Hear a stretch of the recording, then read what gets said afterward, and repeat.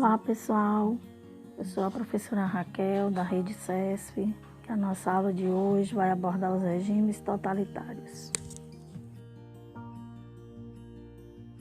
A nossa agenda, como vocês podem acompanhar, é do capítulo 4, nós vamos para as páginas do livro 79 até as páginas 91 e vocês também podem estar realizando outras atividades de leitura em todo o capítulo.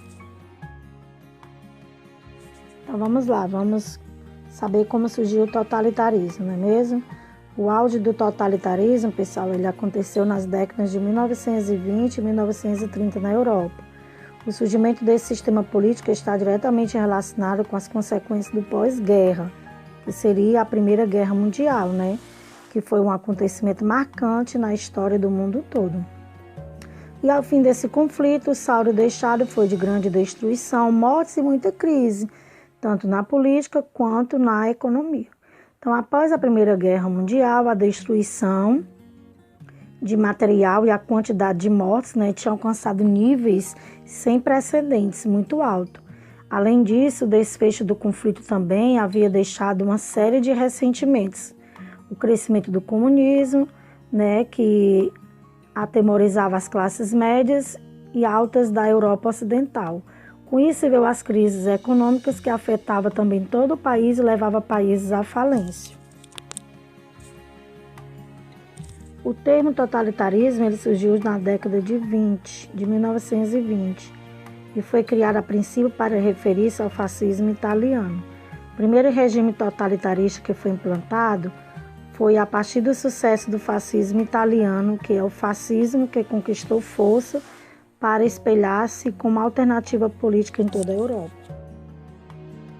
Agora nós vamos abordar alguns fatores que contribuíram, que foi justamente a Grande Depressão, né, que contribuiu, foi um dos fatores para que ocorressem esses regimes totalitaristas, as revoltas sociais, o medo de uma nova revolução, né, inspirada no modelo russo. Vamos falar um pouco sobre características, né, desses regimes totalitários. Dentro dessas características, né, os três grandes regimes totalitários da história foram o fascismo, o nazismo e o stalinismo. Eles são os grandes regimes totalitários do século XX. Embora, pessoal, existam estudiosos que apontam a existência de outros governos também totalitaristas, tá certo? Ao longo da nossa história. Apesar das diferentes ideologias, existem algumas características em comum entre esses três regimes totalitários que nós citamos aqui. Mas é importante também frisar que cada um dos regimes totalitários enfocados nesse texto que nós estamos estudando possui características que eram peculiares a si exclusivamente. Como, por exemplo, o culto ao líder. O líder era reverenciado a todos os três regimes, né? E a imagem deles era espalhada em todo o país.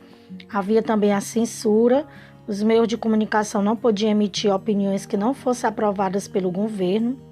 Havia também a supressão dos partidos políticos nos três regimes. Somente existia o partido do governo e todos os outros eram proibidos.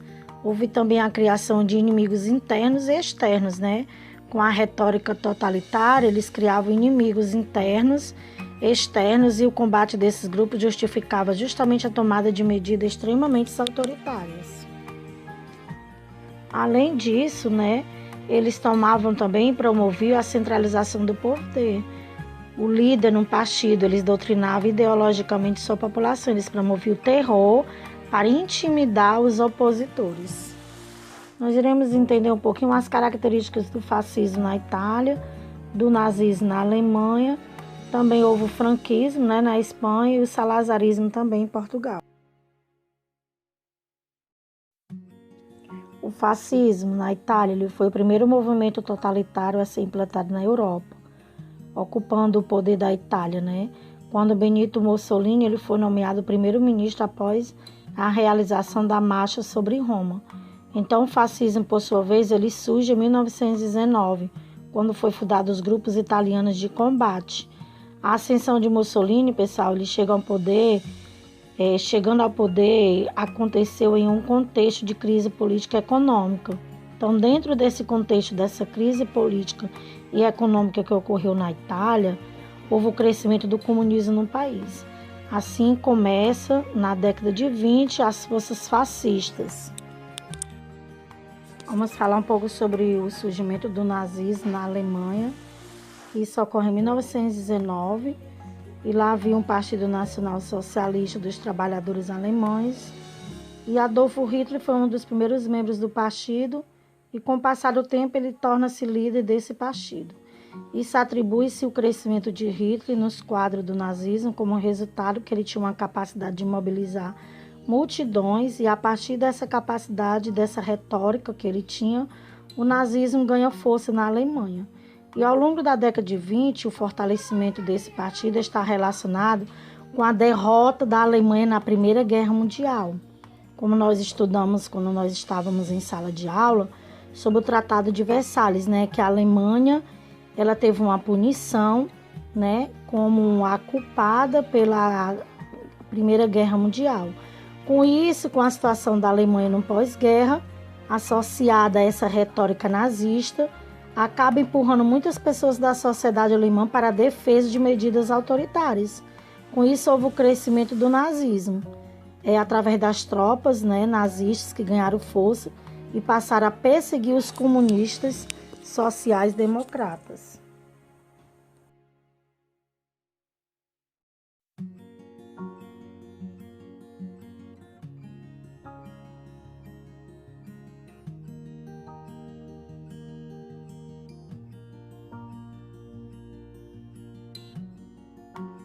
O franquismo, ele foi um regime político ditatorial. Ele vigorou na Espanha, entre os anos de 1939 e 1976.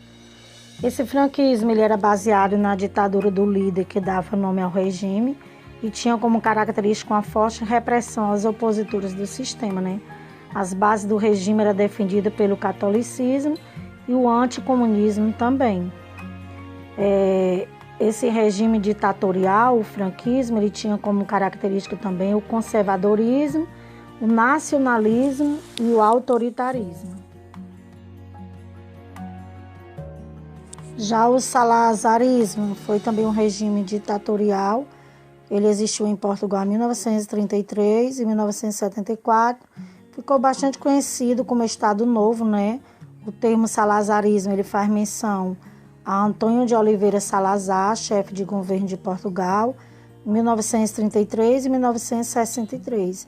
Esse período ditatorial em Portugal só se encerra quando acontece a Revolução dos Cravos, que derrubou a ditadura e deu início à reconstrução da democracia portuguesa.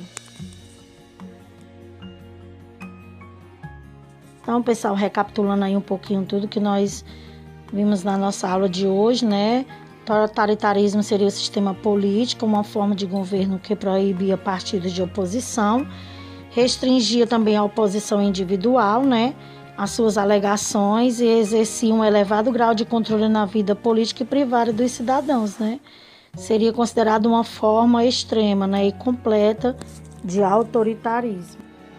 Dentro desse resumo, a gente pode citar o totalitarismo como uma reação conservadora à democracia e ao liberalismo político, Depois do desastre da Primeira Guerra Mundial, surge essa ideia de que os governos deveriam ser fortes para serem eficientes, Então, caberia aos cidadãos seguir os passos de um chefe carismático que se encarregaria de conduzir a política nacional. Essas ideias foram defendidas pela direita, Stalin na União Soviética, que utilizou o totalitarismo a fim de implantar o socialismo. Abordamos algumas características do totalitarismo, como o governo centralizado, o nacionalismo, o antiliberalismo, o militarismo, as organizações militares, culto ao líder, partido único e o expansionismo territorial. Espero que vocês tenham gostado, E até a nossa próxima aula. Espero que logo, pessoal, a gente possa estar nos reencontrando nas nossas aulas. Espero que vocês tenham gostado. E agora fique aí com o término da nossa aula com imagens reais.